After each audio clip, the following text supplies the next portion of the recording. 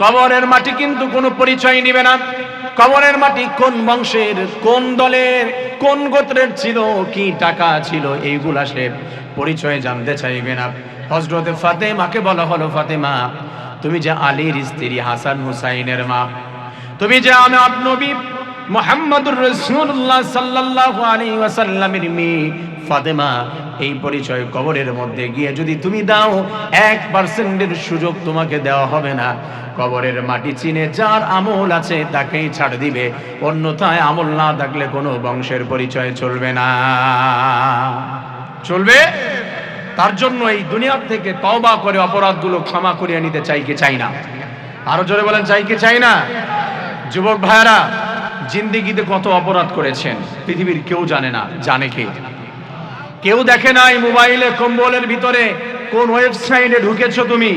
যুবক, পৃথিবীর কেউ জানে না এই ওয়েবসাইট গুগল জানে কি জানে না? কথা বলে।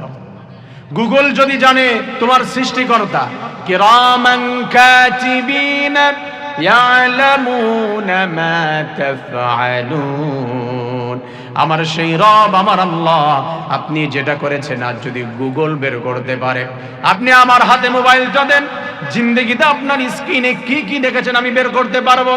আমি ক্ষুদ্র একজন সায়েন্সের স্টুডেন্ট যদি এটা বের করতে পারি, আমার যেই রব কুরআনুল কারীম এত বিজ্ঞানময় কোরআন নাজিল করেছে, সৃষ্টি করেছে এবং পৃথিবীর সব মানুষকে সমস্ত জ্ঞান দিয়েছে, ওই রব আপনি অন্তরে অন্তরে কোনটা কল্পনা করেছেন?